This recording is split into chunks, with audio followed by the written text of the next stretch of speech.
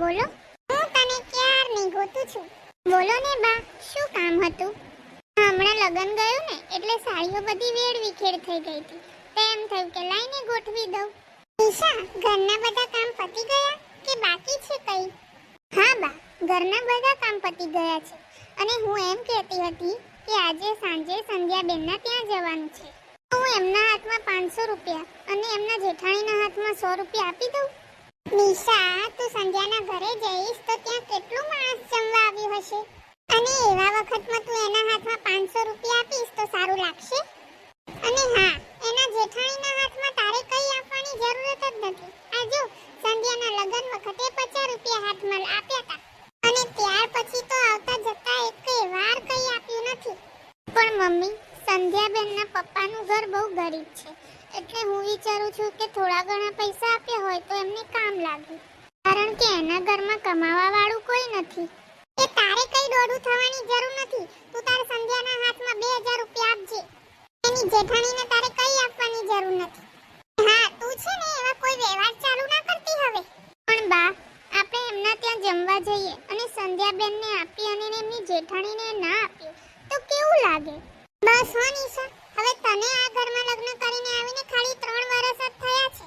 આ સંધ્યાના જેઠાણીના મમ્મી પપ્પાને પણ સમજવું જોઈએ ને કે આટલા મોટા પરિવારમાં આપણે દીકરી આપી છે તો હાથ પણ થોડો મોટો રાખવો પડે.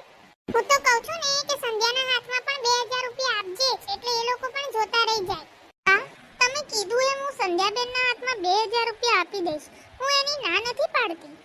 સંધ્યાબેનના જેઠાણી એ સંધ્યાબેનને નાની બેનની જેમ રાખે છે. સંધ્યાબેનને કામ નથી ફાવતું, તે છતાંય તેમને કોઈ દિવસ ના નથી પાડી. તે કે ક્યાંથી? મેં ક્યાં મારી બોલવા જેવું રહેવા દીધું છે? એ મારી સંધ્યાને કેટલો કરિયાવર અને કેટલું ઘરેણું આપ્યું છે. એના પરિવારમાં કોઈ વહુઓને આટલું ઘરેણું નહીં આવ્યું હોય.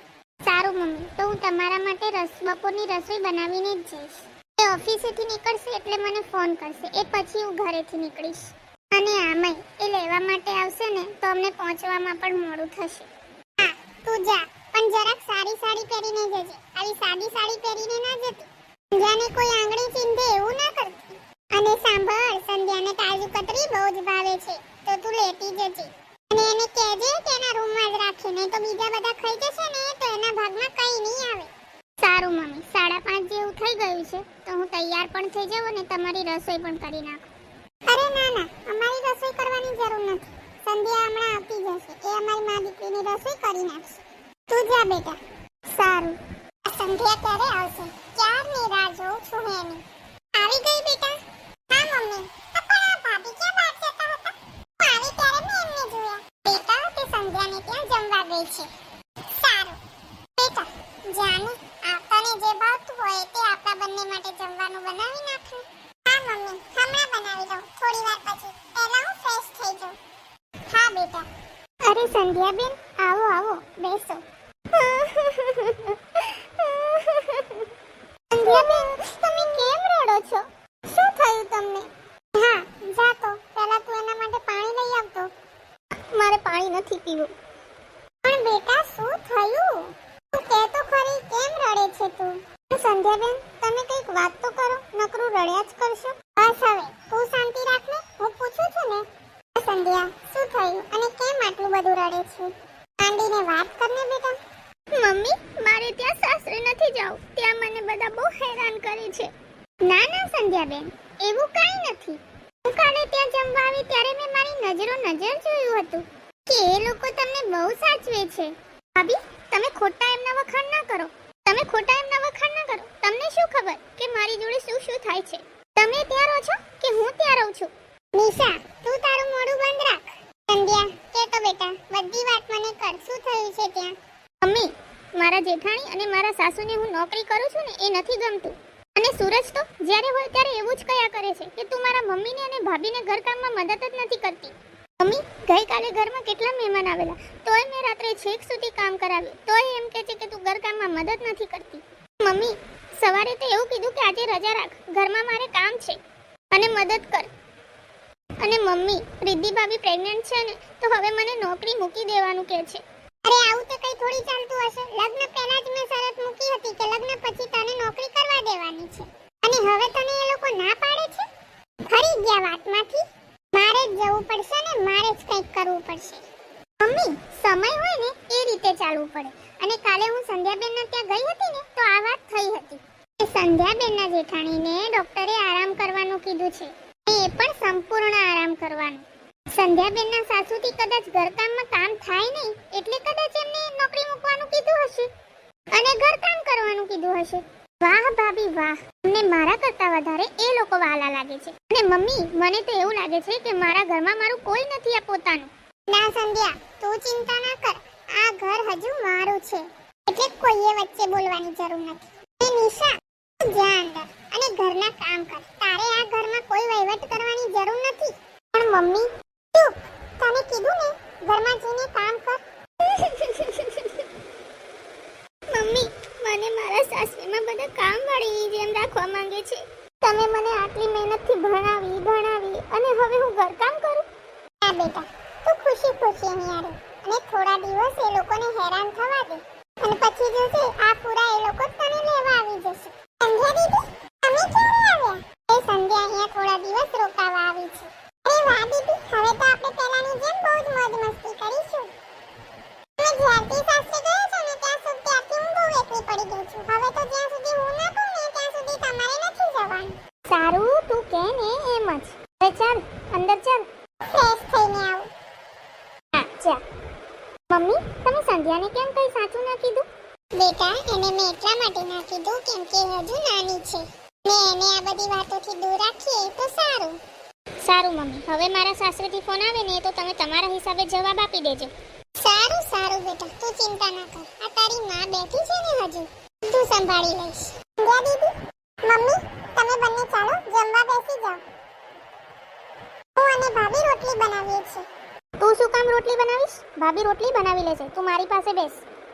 તમે અને મમ્મી જમી લો, હું ભાભી સાથે જમી લઈશ. દીદી, હું તો ભાભીને રોજ મદદ કરું છું.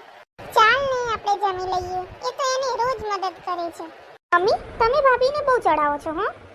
બસ હવે મૂકી બધી લપ, ચાલ જમવા. અંજના, ભાભી ક્યાં ગયા? મમ્મી માટે ચા બનાવતા હશે. અને તું શું કરે છે?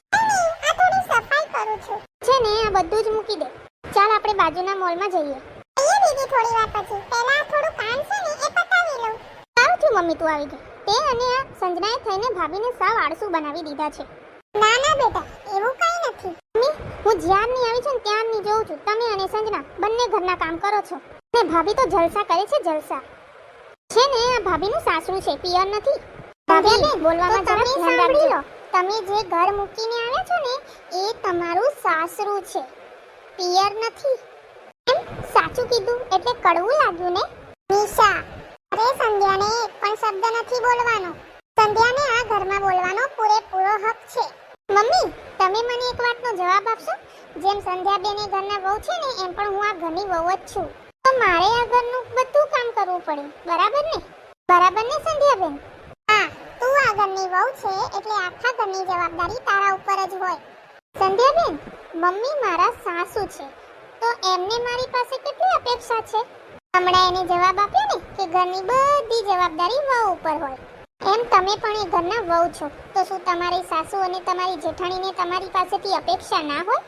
ને મમ્મી, હું જેટલી પણ વાર સંધ્યાબેનના ઘરે રોકાવા ગઈ છું ને એટલી વાર મેં જોયું છે સંધ્યાબેનને દીકરી કરતાં પણ વિશેષ રાખે છે. સૂરજકુમાર સવારમાં 8 વાગે ઉઠે છે તો સાથે સાથે સંધ્યાબેન પણ 8 વાગે જ ઉઠે છે અને સૂરજકુમારનું ટિફિન એમના ભાભી અને એમના સાસુ બનાવે છે. સંધ્યાબેને તમને એક વાત નહીં કીધી હોય કે જ્યારે તે ઓફિસેથી સાંજે ઘરે આવે છે ને તો એમની રસોઈ તેમના જેઠાણી અને તેમના સાસુ તૈયાર રાખે છે. કેમ? હા, તો હું નોકરી કરું છું. ઘર અને નોકરી સાથે ના સંભાળી શકાય. સંધ્યાબેન, તમને ખબર ના હોય ને તો હું તમને કહી દઉં, તમારા કરતાં પણ મોટી પોસ્ટ ઉપર કેટલીય સ્ત્રીઓ નોકરી કરે છે પણ એ ઘર, છોકરા અને બધું સાથે લઈને ચાલે છે. તમે તો જેમ તમારા પિયરમાં રહેતા હતા ને એમ જ તમે તમારા સાસરિયામાં રહો છો. જેમ તમને તમારા મમ્મી કામ કરે એ નથી ગમતું ને એમ સૂરજકુમારને પણ એમના મમ્મી કામ કરે ને એ ના ગમે. સંધ્યા, નિશાની વાત સાચી છે. આ વાત હું પણ તને 1-2 દિવસમાં સમજાવીને તારા ઘરે મોકલવાની જ હતી. આજે જ મારી વાત તારી સાસુ જોડે થઈ. મમ્મી, તમે પણ તું તારા સાસુ સાથે ઝઘડો કરીને આવી ને તો પણ તારા સાસુ એમ જ કહેતા હતા કે સંધ્યા હજુ નાની છે, બાળક બુદ્ધિ છે ને આ ઘરની જવાબદારી જવાબદારી સમજતા થોડીક વાર લાગશે. બેટા, તું આ રીતે એમને જોડે ઝઘડો કરીને આવતી રહી ને તો પણ તારા સાસુ તારા માટે ખરાબ નથી બોલ્યા. સંધ્યાબેન, કયું ઘર એવું હશે કે જ્યાં માથાકૂટ નહીં થતી હોય, ત્યાં ઝઘડા નહીં થતા હોય? એના કરતા રીસામણા આવ્યા કરતા આપણે થોડું ઘણું સમજીને સાચવી લઈએ ને તો વધારે શાંતિથી રહેવાય. હા દીદી, તું લગ્ન કરીને જ્યારથી સાસરે ગઈ છે ને ત્યારથી ભાભીએ મને મોટી બેનની કમી મહેસૂસ નથી થવા દીધી. અમે બંને રોજ બધું કામ સાથે મળીને કરીએ છીએ, ત્યારે અમારા બંને વચ્ચે અણબન નથી થતી. નાના સંધ્યાબેન, તમારે એકલા સાસરે જવાની જરૂર નથી. તું જઈશ સાસરે? નાના મમ્મી, કાલે રવિવાર છે તો સુરેશકુમારને પણ રજા હશે તો કાલે એ બધાને આપણા ઘરે જમવા બોલાવી લઈએ. જમી પણ જશે અને સંધ્યાબેનને સાથે તેડી પણ જશે. હા, એ વાત બરાબર. અને ભાભી, હવે રસોઈમાં તમે સંધ્યા મદદ નહીં કરે, હું મદદ કરીશ.